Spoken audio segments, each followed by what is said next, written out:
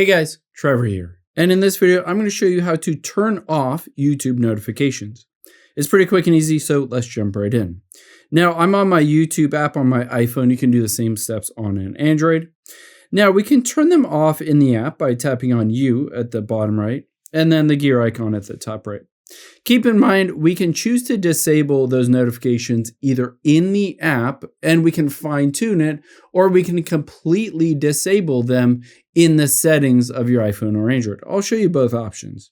Let's tap on notifications here, and you can see if you're getting too many notifications, we can turn them off for subscriptions or recommended videos or activity on my channel, etc.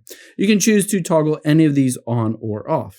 However, we can also choose to turn them off completely on your phone.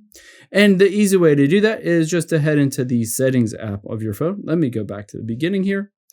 From the beginning of your settings, we just need to scroll down, tap on notifications, and then scroll down until you get to YouTube on this list.